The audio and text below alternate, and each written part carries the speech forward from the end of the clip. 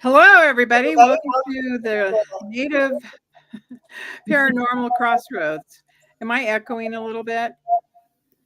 No, you're not bad. Um, Okay. there's a little echo. I'm not sure whose car it's coming from. Oh, it could be coming from anywhere. Welcome to our 36th episode uh, with Laura Massey, Andrew Bartzis, and John and myself, Jonathan Dover and Michelle Miners, the Paranormal Rangers. And we are excited to be here today. We have a really interesting topic about how ancient cultures and civilizations can influence our modern day Native American communities. And it will be a conversation most interesting as we all have thoughts around how that influences today, including how our society is set up and how our DNA developed from that as well. Welcome everybody. Thank you. It's a pleasure to be on with you guys again. Yeah, great to be here. Yeah, thank you. And you know what? Our other paranormal ranger, he's out there promoting his new book, The Paranormal Ranger with Harper and Collins. So go and get a copy of that. If you have the moment and time to purchase one and learn more about the paranormal rangers and what he did for the last 30 plus years in his career. And we'll have Stan back on at some point, but right now he's on his book tour. So Stan, good luck with everything you're doing. That's right. Good luck, Stan. Yeah, good luck, Stan. Well, let's begin today to talk about how ancient civilizations can influence us today. Any thoughts, anybody? Well, the obvious. Look how much the Mayans have influenced modern culture, conspiracy culture, television, movies, internet, all based off of only the four surviving books. Literally, only four books have survived the entire Mayan. It's like 0.00001%. Okay, and look how much it's changed. We'll elaborate that on that more, Andrew. Well, we had the Mayan 2012 prophecy, Okay. all the lead up to 2012, and all the conspiracy that went with it, the end of the world from multiple religions that adapted it. Then you had an entire group of spiritual people who made up, literally from ground up, made up their own Mayan religion leading to the 2012 thing. And they survived afterwards. They created books, they created products, they created tarot cards, Mayan reading tarot cards, entire healing systems based on of it. And there's a whole culture of entertainers and marketers who use that as a stepping stone to validation. Exactly. And we see the remnants today through their modern day ancestors That's right. who have handed down recipes. We were just earlier talking about the influences of cooking in our Mm-hmm. uh, in the culture that we live in, whether it be Native American or Hispanic cultures. It has come down from those Well, we were works. talking about mole before, which is a southern Jalisco state of Mexico, which would have been Aztec area. And mole is the cacao cooked into like a stew sauce. It's basically chocolatey, but not milk chocolate. It's just a thick brown, heavy calorie sauce that absorbs flavor. Sounds delicious. Hey, Jonathan, so you're there in California celebrating your mother's 90. Is that okay to share that with the audience? Yeah, fine. And throughout your interactions with your family, are there any ancient things that come about as far as what things that she's passed down to you that Well, were influenced by ancient civilizations? we ate a lot of different stuff here. I grew up eating a Filipino dish called baksala. Um, we just grew up knowing that we had bacon and egg fried rice, and never realized that it came from the Philippines. Um, and there were a lot of different dishes that we had. We had no clue were ancient. Um, of course, we had the fry bread that comes from the 1860s. Um, the Native Americans all over the United States and Canada First Nations were given some of the same types of commodities when during the reservation period, when they were given census numbers, and they were given things like baking soda, baking powder, sugar, salt, uh, flour, and some different types of canned meats and cheese. And this, everybody jokes about it. It's, how terrible it is to have commodities, but a lot of us, grew up eating those kind of stuff.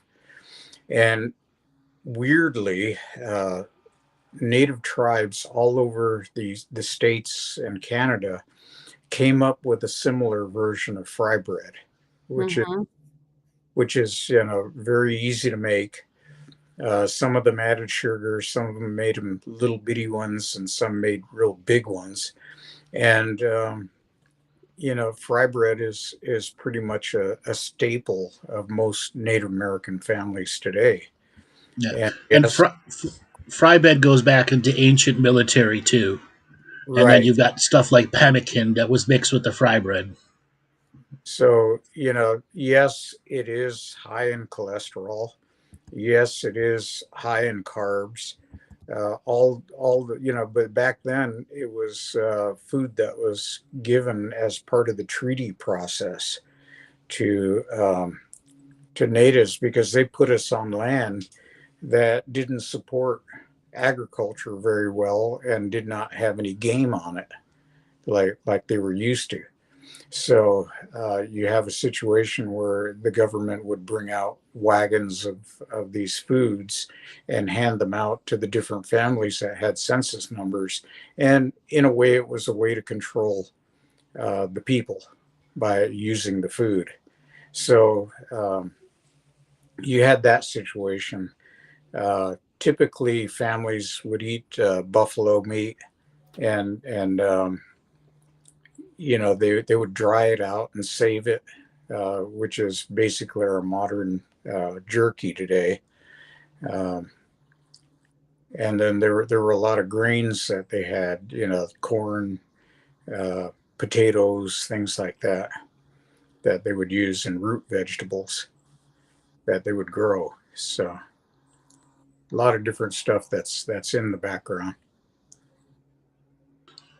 I And think. then Go ahead, Andrew. also whatever else they could find, from mushrooms to fish, everything can be turned into a version of pemmican, which is just something in lard and meat that's been heavily dried out, or other versions. Like I recently watched a show on the Canadian Mounties and all the different ways that they used pemmican to survive on. And in the late 1880s, somebody did a study on somebody eating regular food versus pemmican and how many more miles a day that they could row. And it was like 70% more miles they could ride in a day to compare to those eating just regular food. For Right. endurance reasons. Yeah.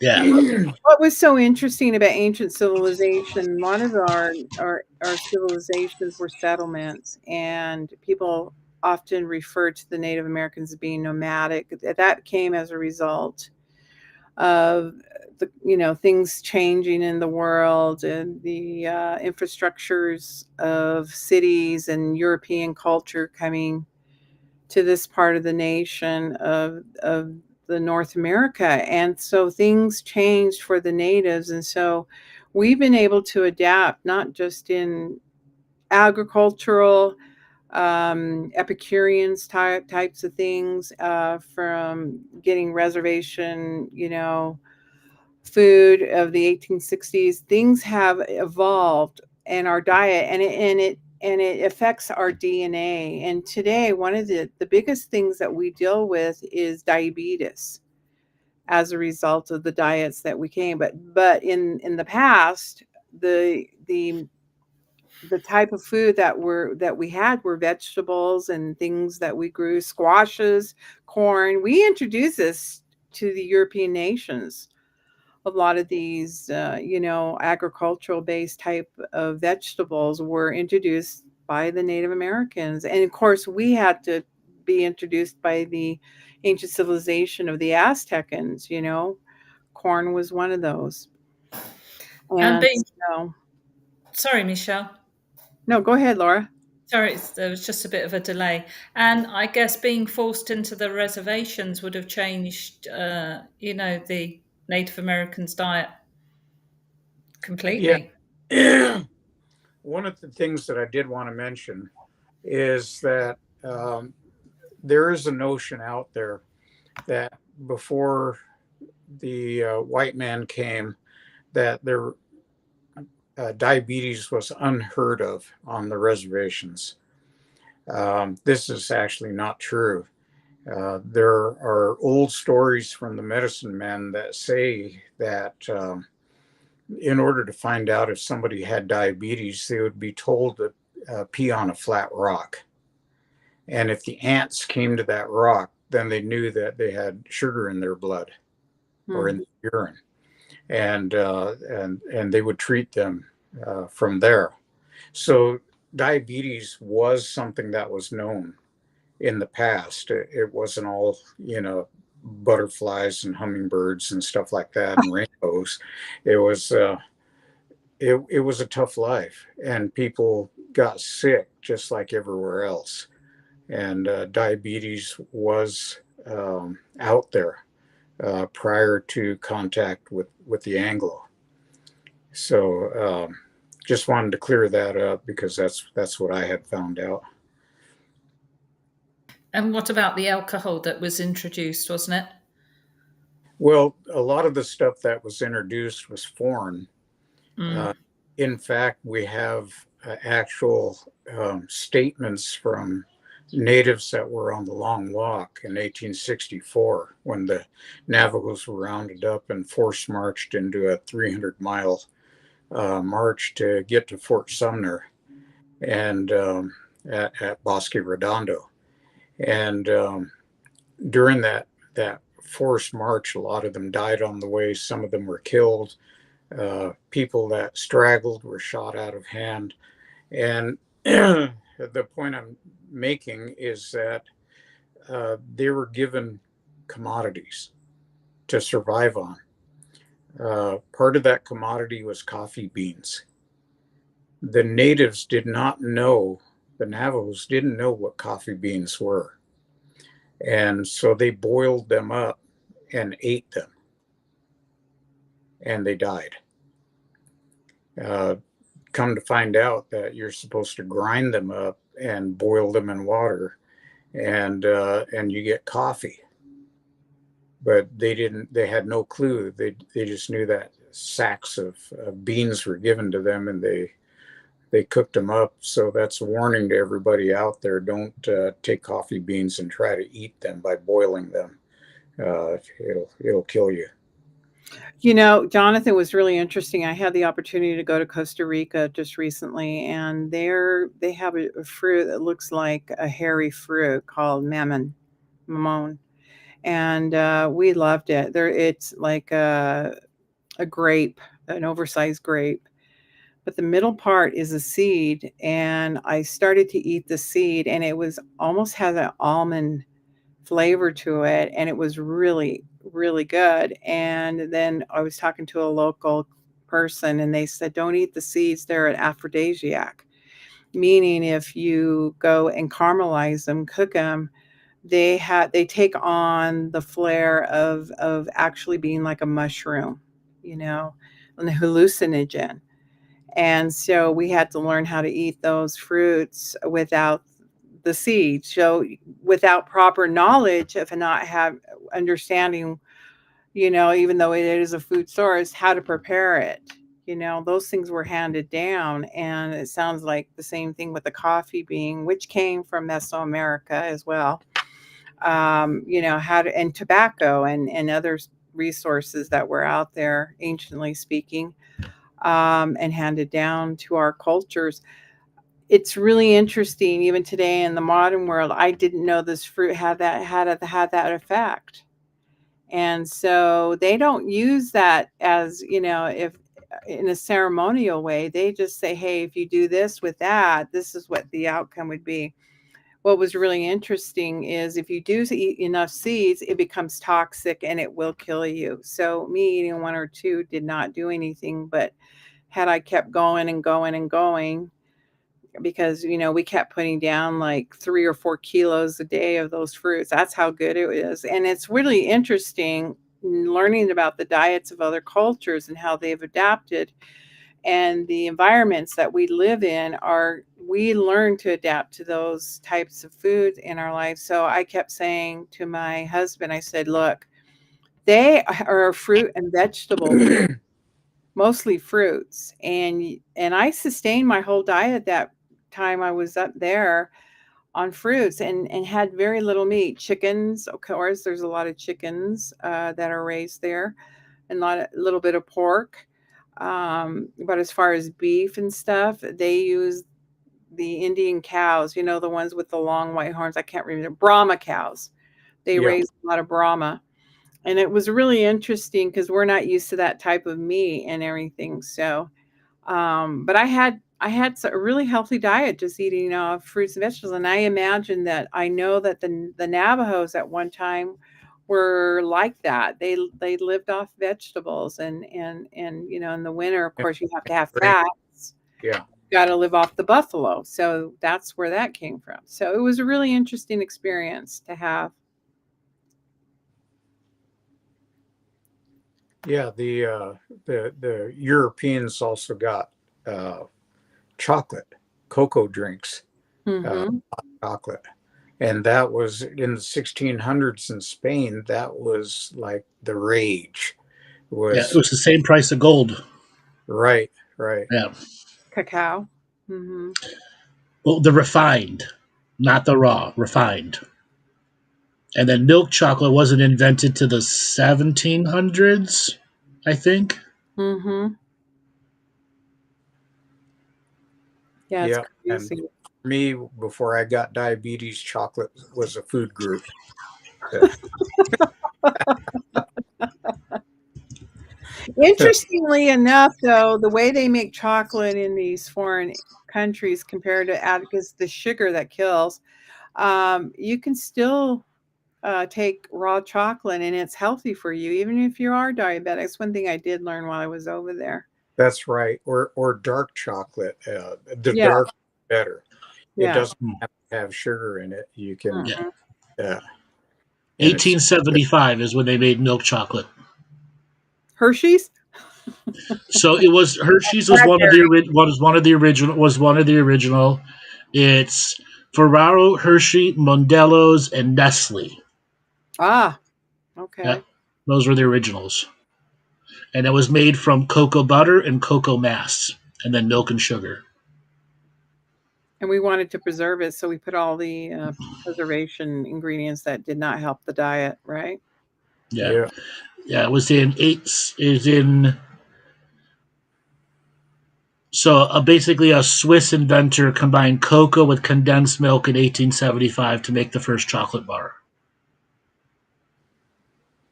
Interesting process. yeah. And then when you get into the different varieties of corn and the different varieties of potatoes, the Aztecs actually had uh, crops that would grow at high altitudes. So even then, we look back at them and we go, oh, they were savages. They were, carrying spears and bows and arrows. They were actually very, very sophisticated cultures. All of the native tribes were. They Yeah, knew they knew what plants they could use for medicine. We get quinine to treat malaria from natives using the bark of the quinine tree. Mhm. Uh, so there were a lot of things. Um, Potatoes that could grow at high altitude were gold, you know, because a lot of the Aztecs lived at high altitude. yeah. And many, many of the potatoes that came out of South America were brought to deal with the different potato famines that would go on throughout Europe too. right, right. And then of course you had well, there's bananas, right? Yep. Yep.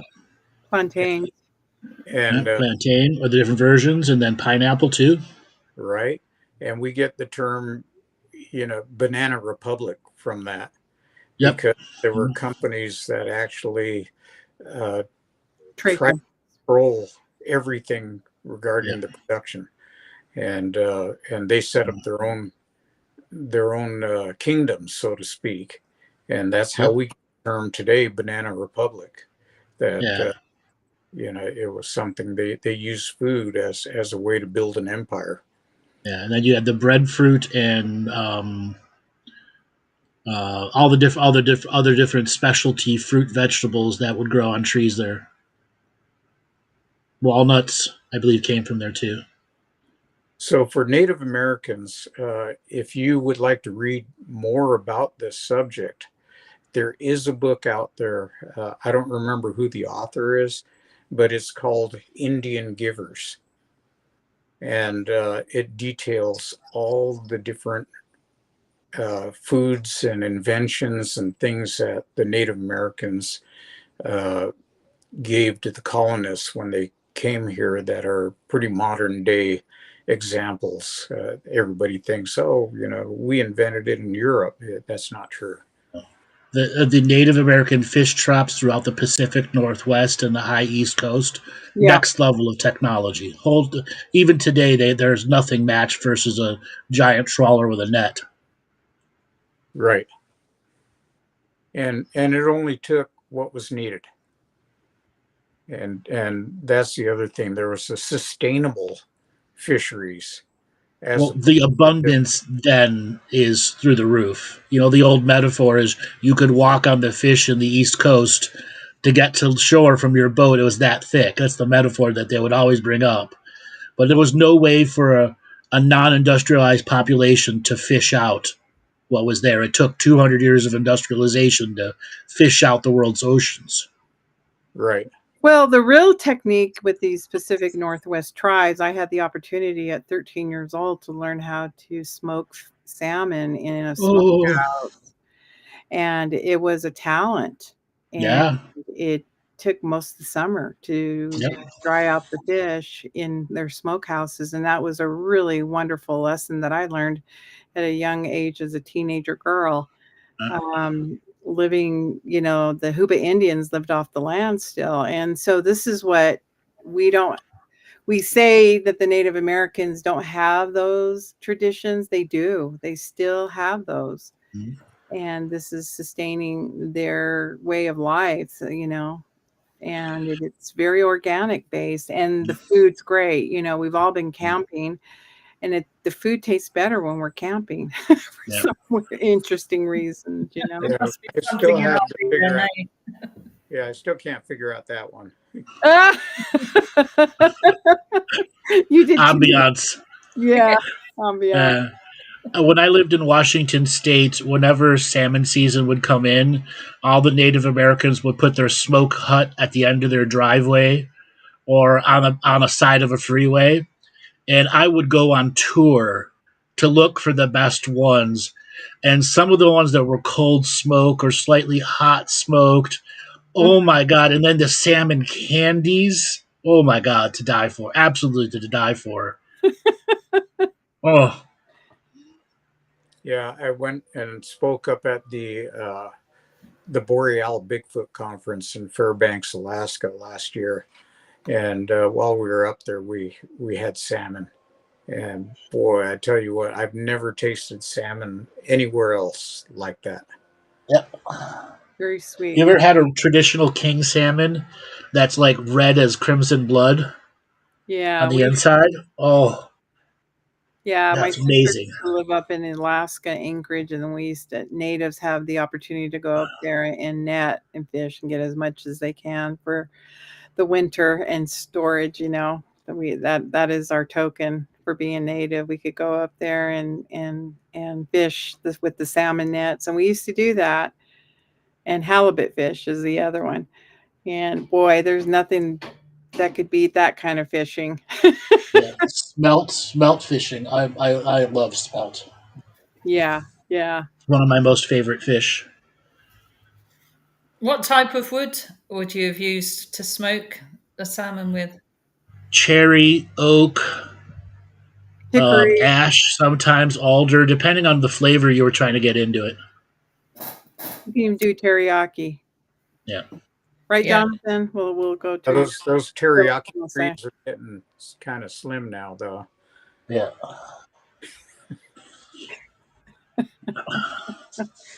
So food is a really a big thing in our culture today that was handed down.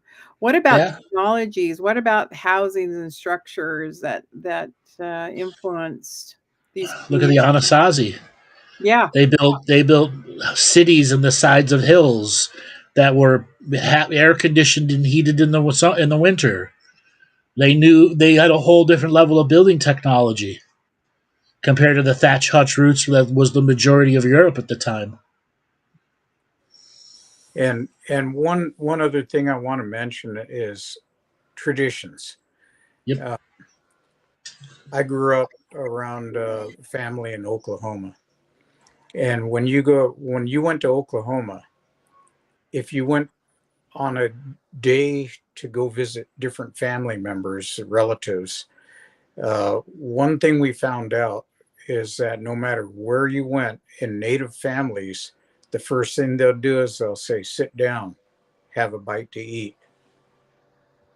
And so if you fill yourself up at the first place that you go, what happens is you go to all these other places to visit, everybody's going to tell you sit down, have something to eat.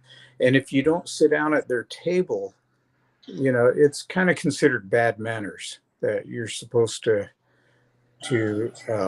have something.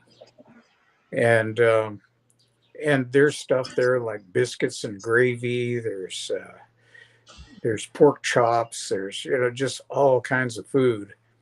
And so we learned early on, just take a little portion, eat and visit, and then when you go to the next place, you still have room in your tummy for the next course. that's really wonderful. Hey, I like this comment. The Anasazi poured chocolate into pottery to predict what was the future. Yeah, that's what it did. Where to see how it forms, and it was made to predict the future. Sorry about that. My eyes are a little blurry. That was really interesting. Thoughts? Anybody? Oh, there's all sorts of divinatory things that were done with food. Europe is the entrails, and the Americas were the tea leaves and the chocolates and the various other things, and then China was something completely different. Everyone had their version of reading the entrails or the futures. We still do tea leaves over here sometimes. And now people are reading the foam on the top of coffee. Yeah. A little heart foam for They stole Valentine's that from the Day. Greeks. They stole that from the Greeks who would read the coffee grinds. And the Chinese that read the tea leaves. Leaves, Yeah, Chinese. I read the tea leaves. Yep. Talking about how societies have changed or influenced modern society. If you go and look at the deep South America, like the Cusco, now they're generally Christian countries with native backgrounds Mm-hmm. who are beginning to reclaim some of their native heritage, but at the same time they're allowing people to do their rituals and their ceremonies, and it's because that the tourists brought in so much value, whereas so many people were elevated for whatever the journey of the country was, like Bolivia that's got Pumapunku, Tiwanaku. You're out 14,000 feet and have 15 million people a year coming through there. Okay, so that's how ancient culture is absolutely affecting a modern city state, a modern country, keeping it surviving. Now I know what to do with my yellow jackets that come around. Larva soup. Oh, I Just thought be that was really, passing. really really entertaining. careful to prepare them. they, they don't like you taking that stuff. pull out the stingers. Yep. That's thought just the larva. It's just the the larva. You got to get into the nest. Yeah, that's even more fun. No, bee larva is an ancient dish, an ancient dish. Yeah. There's some really interesting comments today. Emoticons, modern petroglyphs. There you go, Jonathan, one of your specialties. Yep. That is influenced today in our culture, on our phones, our reactions to how things are. Right. That a rock, put him on the rock, let's put him on the phone. And then one of the other things about native food, things that most people don't really understand, is that when you say in Navajo land, when you butcher a sheep, you use every part of that sheep. You know, you're roasting the head, you're eating the brains, you're eating the eyeballs, you're all the entrails. Um, there's something in the sheep called coal fat that Mm-hmm. that you take off and you roast that separately. And oh my God, if you ever try that, it's amazing. If you try well prepared intestines that are wrapped and they're nice and crispy, boy, what a treat! Mhm. I used to run back and forth every time to the fire pit to see if I could get more achi, or the the fat, you know, the Mm. cord intestines. That was In Greek, we have the same thing. We have they basically braid the intestine with like a vegetable and like a ground sausage in it. So it's like a veggie sausage kind of thing. It's very salty though too, but it's basically intestines. yeah. And then Yeah. the Navajos also make something, we used to call it a Navajo bomb, but they would take the stomach and make blood sausage, Yep. Hmm. fill the The stomach up. English do the same. Yeah. Yeah. The English did the same. Yeah. So nothing was left to waste. And that's important to understand, because today we go to the supermarket and we always buy what they call centipede chickens. We buy the legs, and so we get a whole big package of drumsticks, and not realizing that there's a whole other parts of the chicken that aren't. What happens to them? Well, they get uh, cooked up and ground up and used in dog food. So we as a size society are actually pretty wasteful. We try to use up a lot of that stuff, but we end up uh, focusing on the things that we like to the exclusion of everything else. I don't know if you've ever been to say a Thai restaurant or a Vietnamese restaurant.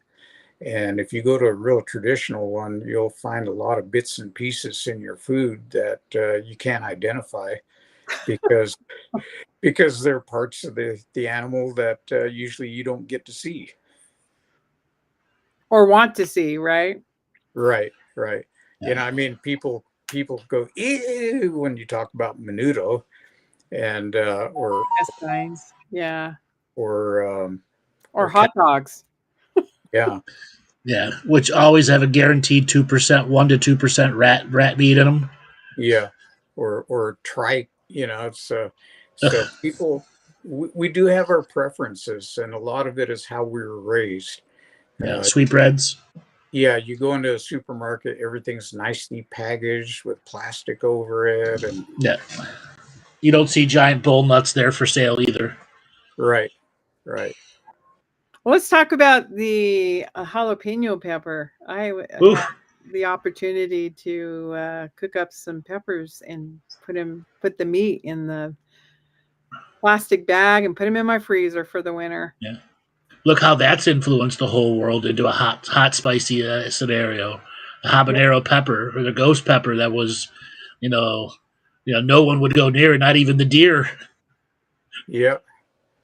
I ate 2/3 of a ghost pepper one time. Yeah. Ooh, You're more adventuresome than me. It was in Las Vegas. It was fried up in a cast iron skillet with butter. We were eating these other green chilies that came with it, but the ghost pepper was in the middle. Nobody touched it, and of course, me, I had to say, "I'll try it," and I ate 2/3 of it. I got to where the seeds were, and I said, "That's enough." I can attest that as soon as I took my first bite, my lips started sweating. Ooh. Um, by Did the you see time Jesus? by the time by the time I finished, I had a ringing in my ears, and Yep. and I was sweating profusely, and had Uh-huh. I don't know how much beer I drank to calm that down.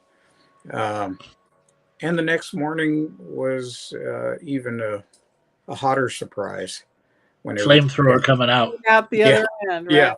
It burns Oh my and goodness. it burns coming out. I Uh-huh. can actually tell you that's true. You When know, I was much younger, we go to the clubs and we go to this place that would have the nuclear assault wing challenge. So they would do it every Friday night, and if you could get 8 wings or 12 wings down in like 15 minutes, you get your name on the wall and you get to drink for free that night. I did it a number of times, but I would see so many people run to the bathroom, men or women, and then they'd start burning down low, or they rub their eyes. Yeah. All sorts of just weird things happening. People turning purple and sweating. I remember one time I'm like wing 7 out of an 8 challenge, and there's so much sweat coming down. My hair is soaking wet. I'm like my shirt, like big patches of sweat you could wring water out of. that's Well, crazy. Yeah, you, for me, I didn't really grow up eating hot foods like that. Um, me uh, neither. as, Yeah. as a little kid, my one of my grandmas was a Mexican lady. Her Right. last name was Satuya, and she used to have these feasts on Christmas with all kinds of Mexican foods, and I'd always be running in there as a kid asking for, "Can you roll me up a burrito?" And they'd roll some meat up in a tortilla, homemade tortillas, Mm-mm. and I'd go run outside, play again, and eat that. One day they got kind of must have got tired of me running in and out, so they rolled up a whole bunch of chilies and onions and in a tortilla and gave it to me, Mm-mm. and I took a bite, and that was it. I didn't like anything hot after that. Oh, Ah, negative. Oh, so sorry to hear So that. roll the camera forward to 1988, and I was in a place where I was eating pozole. Green chili ooh. pozole was hot, and I took a taste, and then I took another taste, and pretty soon I liked it. After that, I started this journey of looking for the hottest chilies that I could Yep, find. yep. And I ended up with African red devil chili. Oof, oof, Oh, oof, oof, whoa, oof. whoa. Those. And then after that, I decided, well, maybe the hotter the chili, maybe I'm over it. And now I prefer chili that has a good taste. Same here. Same here. So on that journey, like I grew up Greek, so everything was salt, pepper, oregano, garlic, and olive oil. Maybe you got some cumin or paprika, but that was it. So nothing was spicy. And when I had my first real Mexican food when I went to go visit my uncle in California, oh my god, what was life changing to discover hot and yet not boiling your tongue off spice, but just enough. And then I discovered Korean soups or the Yeah. Filipino soups. Oh my god.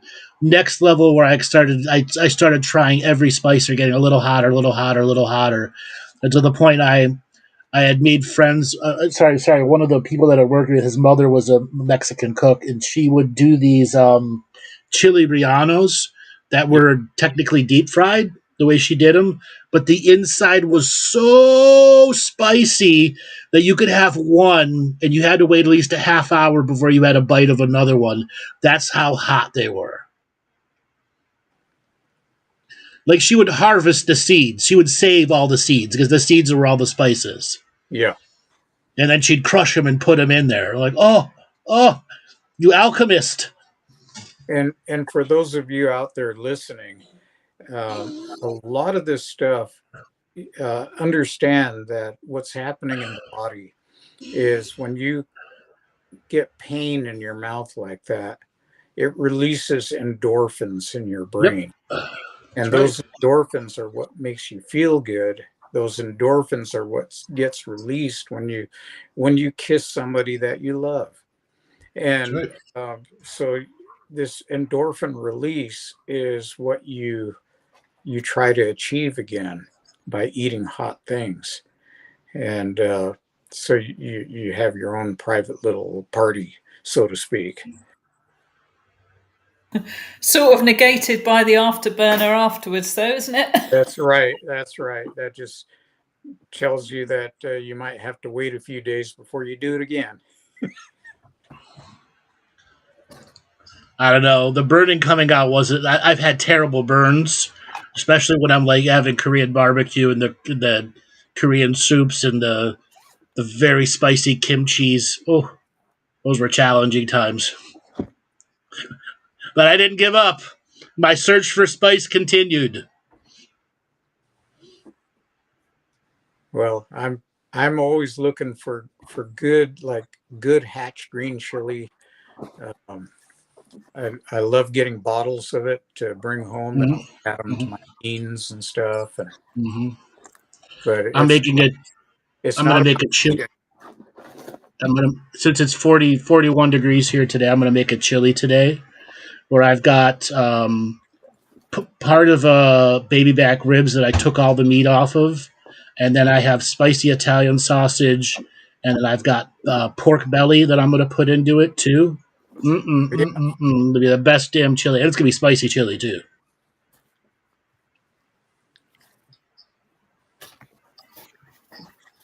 That sounds good, Andrew.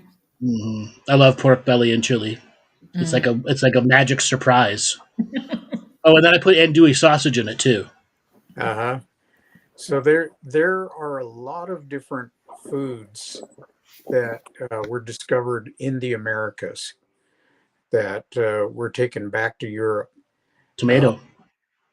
yeah, the tomato. Tomatoes were not actually eaten until the early 1800s, Yeah. uh, because for those of you who don't know, the tomato is part of the nightshade family. Mm-hmm. And so people just assume that if they ate a tomato, it'd probably kill them.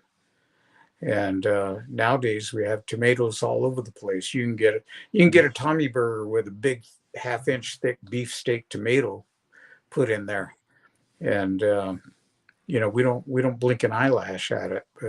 Nope. But back in the day, tomatoes were evil. You shouldn't eat them.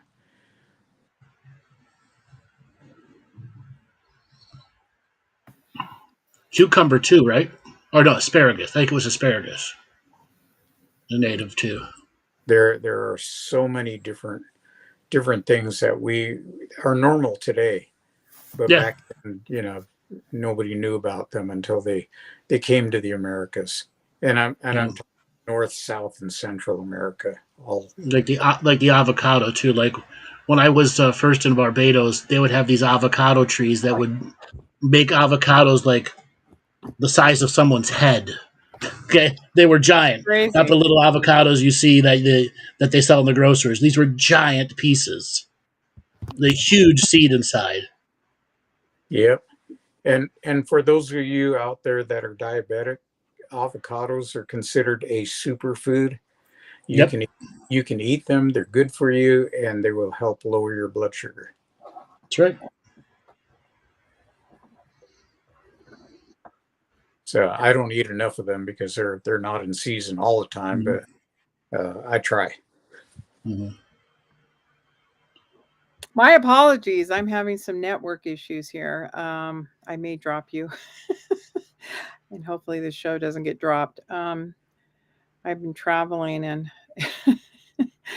and I'm the master of the keyboard here. Um, so if I ended up losing you, it's because I'm having network issues. But Okay. I was, what's been handed down through my family is Pasoli, and I've made Yeah. enough this year to have a winter stash for my family, and I think I'm going to have some Pasoli for lunch today. Oh man. The Uh, enemy of the natives, right? if Can you you tell ever get your European viewers what that is, please? Because I don't know. It's hominy corn that's put in with a meat like pork. We use pork round or pork roast, and we cook it all day with a chicken stock or a beef stock, whatever. Everybody has different recipes, and then this hominy corn just cooks all day, and you get a nice. And you put chili in it, as hot as you want or not as hot as you want. Hmm. Mm-hmm. I remember the first time I had that when I was in Southern California. I had gone to I would visit my uncle during the summers, and I'd work there because he had a flight school, and I'd operate on the weekends and clean the airplanes, check things in and out. But I was so enamored with pozole. Oh my god! And some people would make it so spicy you could sniff it from a half mile away and start sweating. yeah, Yeah. and if you're ever down, the one I know that makes really really good pozole, that's something to go see, is down in southern Arizona. Uh, Mm. the Pimas, the Papagos, uh, Yeah. um, they make a pozole, and on top of that, they take a big slab of steel that they build a fire under, and they will make their bread on that. And Hmm. the tortillas that they make are very very thin, and they're about 2.5 feet in diameter. And then they just fold it up, and then they hand it to you, and that's what you eat your pizza with. Oh, oh my god! I need to try that. Yeah, yeah, definitely worth the cost of admission.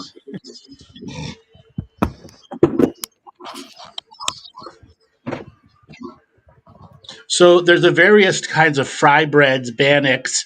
I mean, every culture's got their version of it. What was it that that you guys grew up with? Well, what we grew up with was just the standard one that didn't have a lot of. Some tribes add sugar, and their fry breads are they're really puffy. Ours tend to be not as sweet, so there is sometimes Like there is. a no yeast version. Yeah, yeah, and it puffs up. It's really good. I mean, to me, fry bread is an essential deal, even though I can't eat a lot of it. When I can, or tortillas, and we call it tsikapa, which is tortilla that's made over the open coals on a grate. Mm-hmm. And that takes on a whole different flavor when you do that, as opposed to just doing it on the stovetop. Or the corn tortilla is very, very well liked too with our culture, Uh huh. made out of corn masa. Yep. And we also have cornmeal that you can make, kind of like almost like malto meal, but it's made out of blue corn. And if you go to Window Rock, you can go to the Chevron station over there and get a cup of blue corn meal uh, mush. Mm. And that's more that was more like the Pueblos, right? The Pueblos did a Hmm. lot of that. Yeah, yeah, they did. A lot of the tribes they exchanged recipes, so to speak, and so a lot of the foods, just kind of moved around, and they were available everywhere you went. Yeah. I think today it's turned out to be the cooking show. Yeah, you have to rename it. Yeah, Native American cooking. It just Traditional organically grew cooking. that way. but it's historical. Yeah. Yeah, we're not that old, but we grew up eating that stuff, and That's right. Yeah. That's come right. to find out that people in the States, don't grow up. And there are dishes from various other tribes all Mm. around the states that are regional, that have their own flair and their own followings. And so, depending on where you live and where you're listening to this from, there are probably native dishes that are made in your areas that you can experience firsthand. Exactly. Every region has whatever I said environmentally influences, the fish, Pacific Northwest, up in the north, Canada, they all have lots of fish dishes. They have their own mush, or they call them mush, cereals, things like that we don't have today in our own diets in the American diet.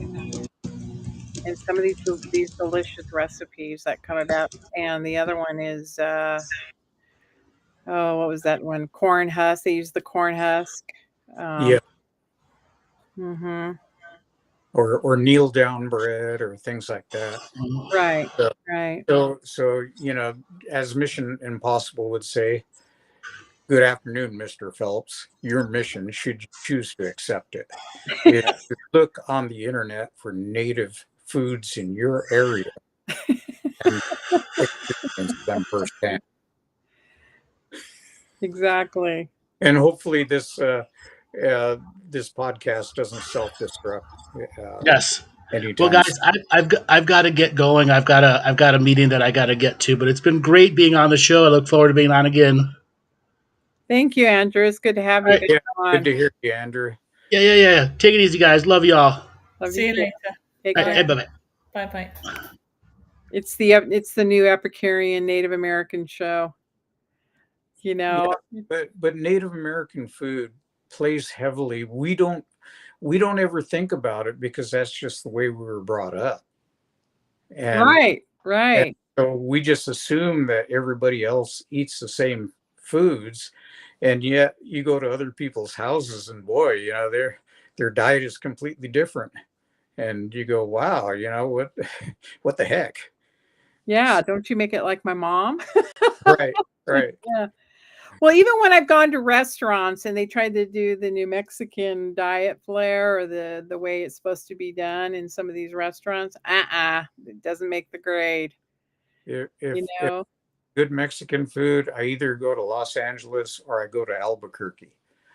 Yes, And there exactly. might be one or two places in Gallup that'll do pretty good, but it's hard to find good food sometimes.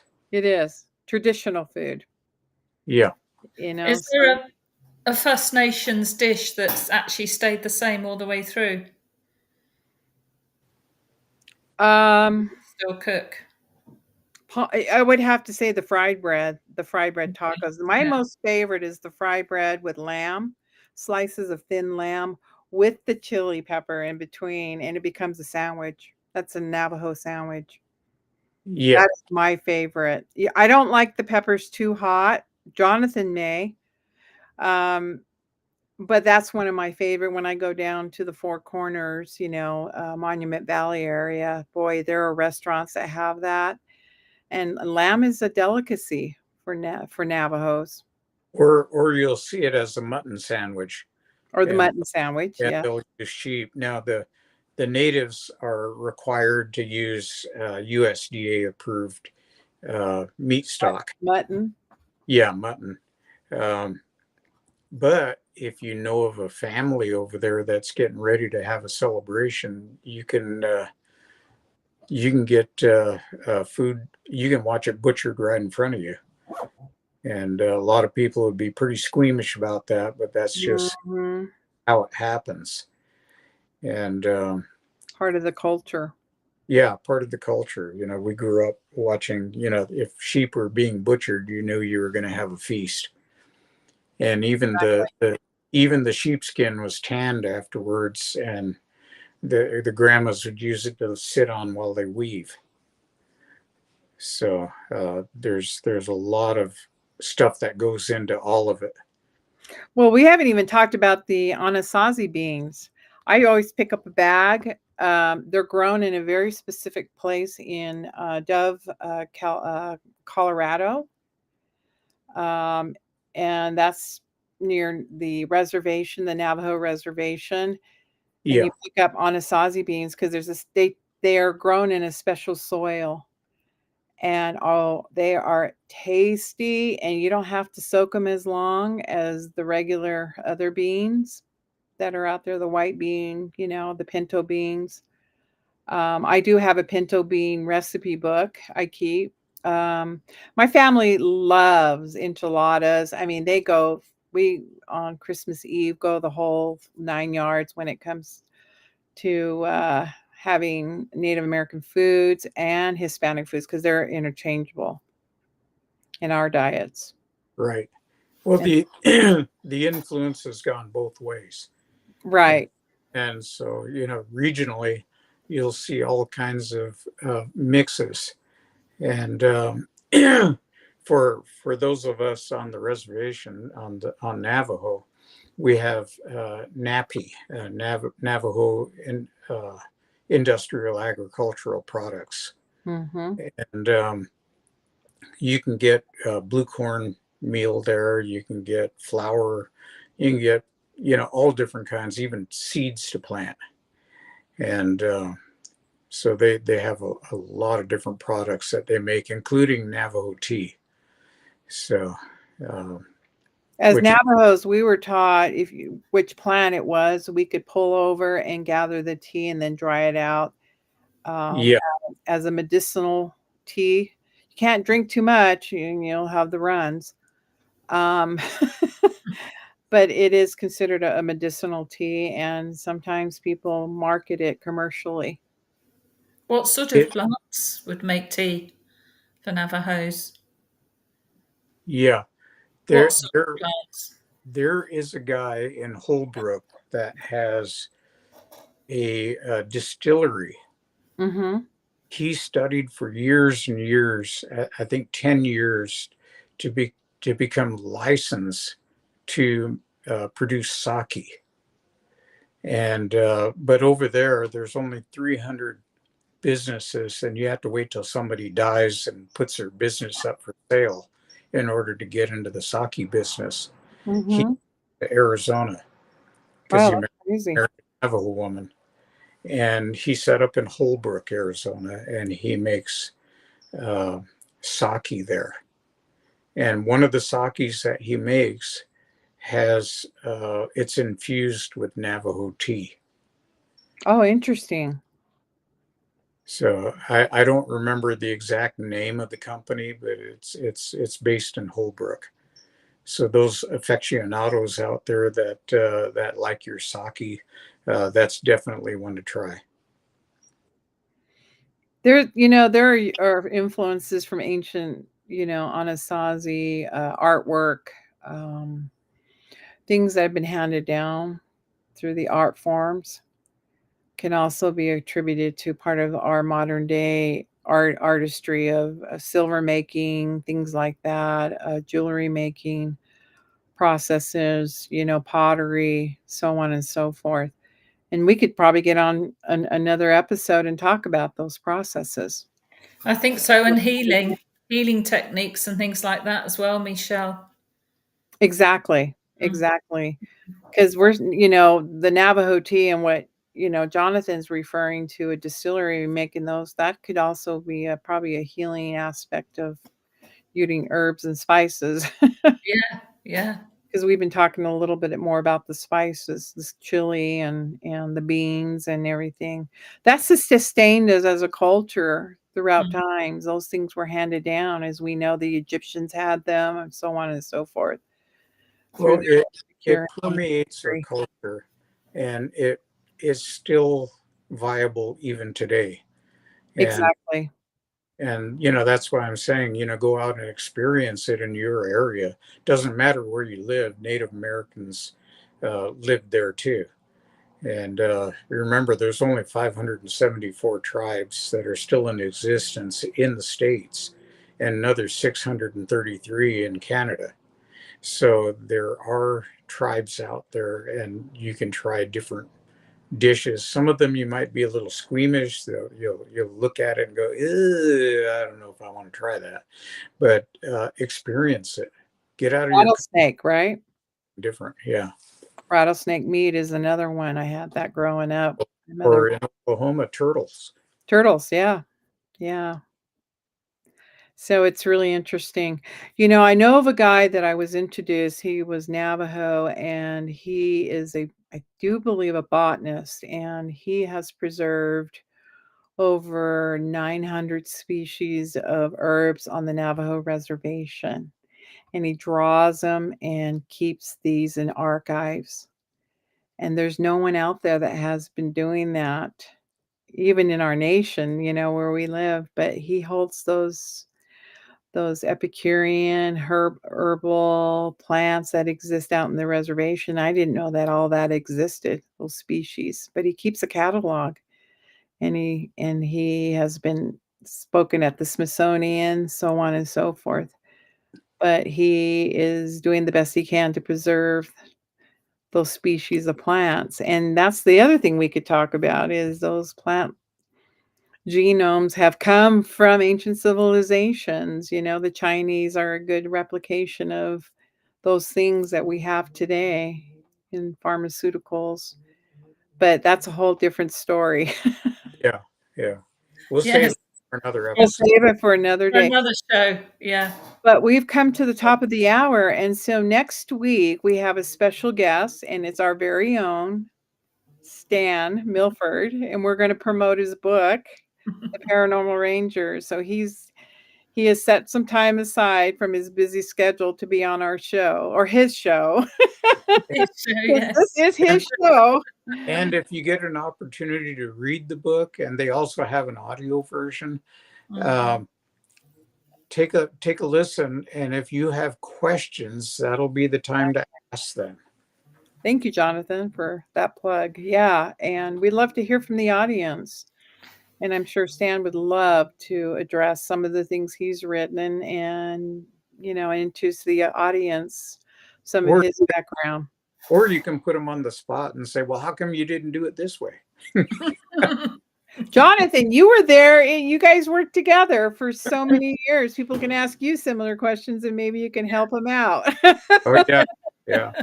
We'll let you ask those questions, Jonathan. Jonathan is well versed in that experience of being a law enforcement, a Navajo Ranger. But thank you, everybody. It's been a wonderful show. It's been an Epicurean knowledge of ancient Yes. Epicurean. We're going to make a new show. Yeah. This was the chili show. The ancient show, right? Yes. Yeah. And please don't forget to like and subscribe as well. Exactly. Yeah. Exactly. We have some surprises in the future.